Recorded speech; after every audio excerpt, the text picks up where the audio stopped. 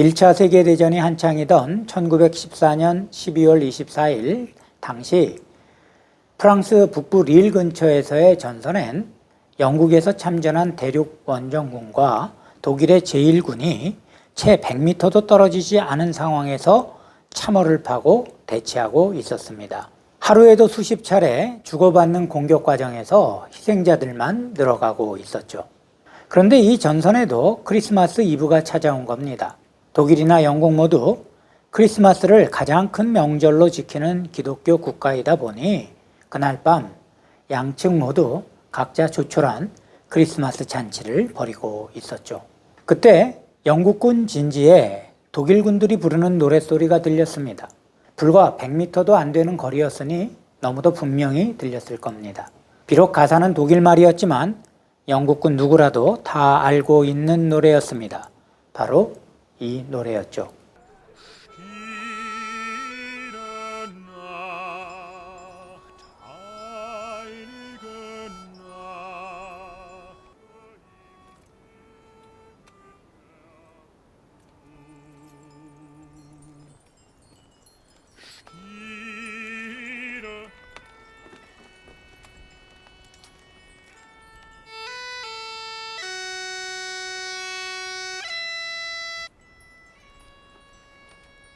Gute Macht, durch der Engel hat tönt es laut vom fern und nah.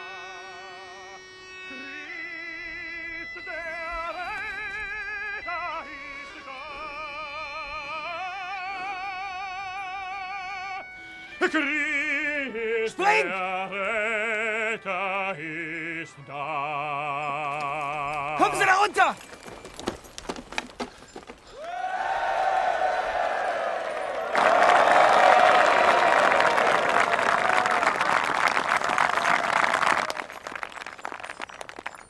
이내 영국군 진지에서 환호와 함께 박수가 쏟아졌습니다. 당시 소총수였던 한 병사는 우리는 큰 감명을 받았습니다. 마치 전쟁이 갑자기 끝난 것 같았죠 라고 당시를 회고했답니다.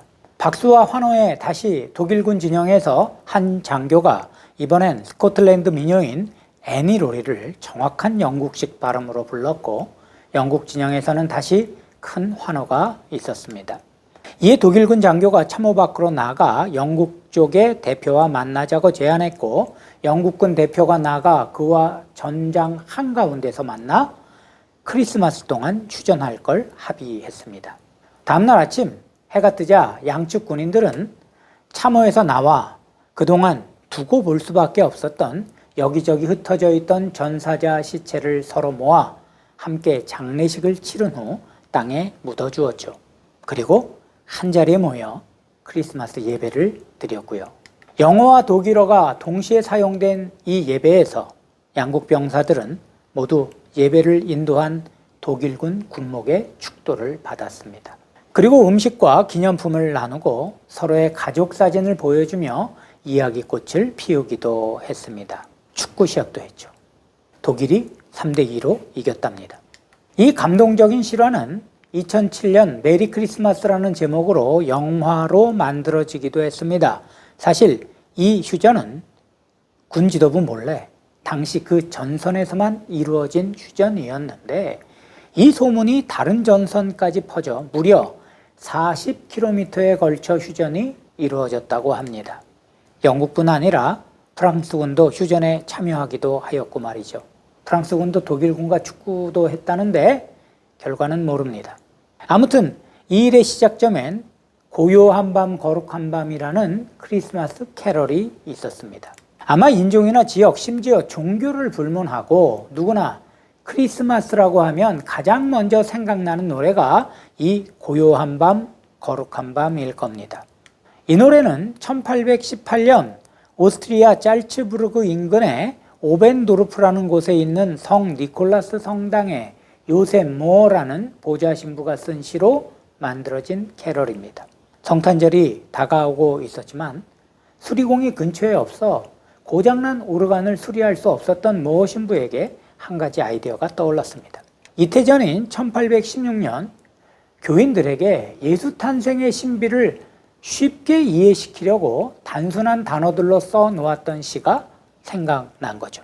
모어 신부는 그 시를 들고 급히 친구인 음악교사이자 오르간 연주자인 그리버를 찾아가 오르간이 없으니 기타 반주로 부를 수 있는 노래를 만들어 달라고 부탁하였고, 그렇게 작곡된 노래를 크리스마스 이브 때 그리버의 기타 연주에 맞춰 이 두 사람이 처음 불렀습니다. 이후 1825년까지 알려지지 않았다가 오르간 수리를 위해 그 교회를 방문한 칼 마우라커라는 사람이 오르간 위에 놓인 악보를 발견하고 그걸 베껴가서 전 유럽에 퍼뜨리게 되었죠. 이렇게 알프스의 산자락 한 작은 마을 교회에서 두 젊은이에 의해 탄생한 조용하고 아름다운 이 노래는 세상에서 가장 아름다운 크리스마스 캐롤이 되어 전 세계로 퍼져나갔고, 지금까지도 이 땅의 그리스도인들뿐만 아니라 온 세계 사람들에게 아기 예수님 탄생의 의미를 가장 잘 알려주는 노래가 되었습니다. 아마 이 노래가 없었다면 앞에서 얘기한 1차 세계대전 중에 맛본 기적적인 평화도 없었겠죠. 이렇게 고요한 방 거룩한 방 같이 주로 성탄을 기려 부르는 노래를 캐럴이라고 합니다. 라틴어 카롤라에서 유래한 이 말은 원래는 프랑크족의 동지축제 때 손을 잡고 둥근 원을 만들며 추던 원무를 뜻하는 것이었다가 유럽이 기독교화되면서 초창기엔 모든 기독교 절기 때 부르는 노래를 일컬었다가 나중엔 크리스마스 때 부르는 노래를 특별히 지칭하게 되었습니다. 그렇다면 캐럴의 주인공이신 예수님은 과연 노래를 부르셨을까요? 부르셨다면 어떤 노래를 부르셨을까요? 우리는 지난 시간 회당 예배에 대해 잠시 살펴보았었습니다. 바벨론으로 포로가 되어 끌려간 유대인들이 성전에서 예배를 드릴 수 없게 되자 마을마다 회당을 만들어 거기서 성전 예배를 대신했고, 그로 인해 엘리트 집단인 레위 지파만 드리던 찬양이 대중화되어 회중들도 찬양을 드릴 수 있게 되었다는 걸 배웠었죠.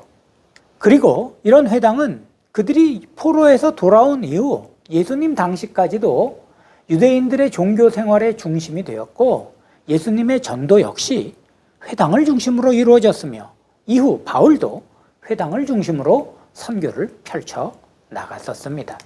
바울 이후로는 다음에 다루기로 하고 예수님 당시로만 한정해서 생각해 보자면 예수님 역시 회당에서 하나님 나라를 선포하시고 회당을 중심으로 전도하셨다는 게 확실합니다.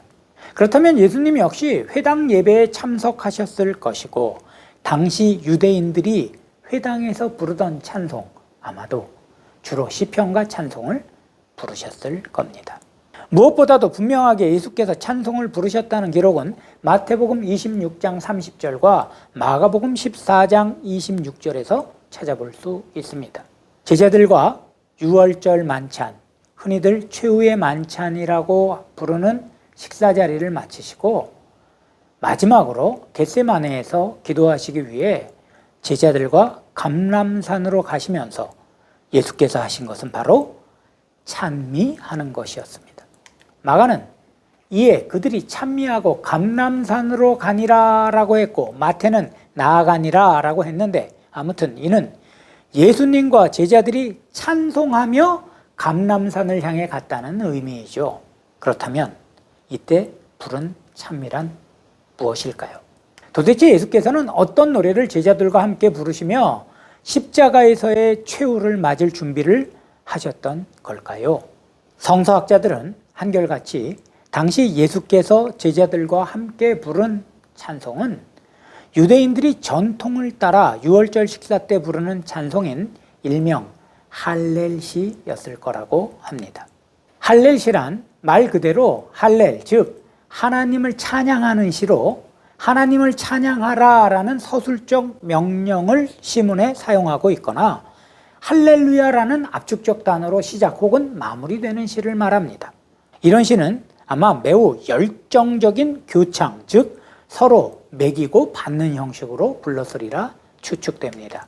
그래서 학자들은 아마도 예수께서는 이 할렐시의 후반부, 즉 시편 116편에서 118편까지의 찬미를 제자들과 함께 주고받듯 노래하며 감람산으로 향하셨을 것이라고 보고 있죠. 그렇게 보는 이유가 있습니다. 이 노래의 가사 중 시편 118편 17절이 눈에 띄기 때문이죠. 내가 죽지 않고 살아서 여호와께서 하시는 일을 선포하리로다.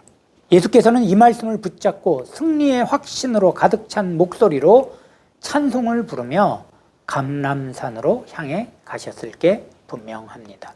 이렇게 볼 때 어쩌면 예수께서는 십자가에서도 찬송하지 않으셨을까 하는 추측도 가능하게 하죠. 우리는 예수께서 십자가에서 하신 말씀 대부분이 시편을 인용한 말씀이란 걸 알고 있습니다.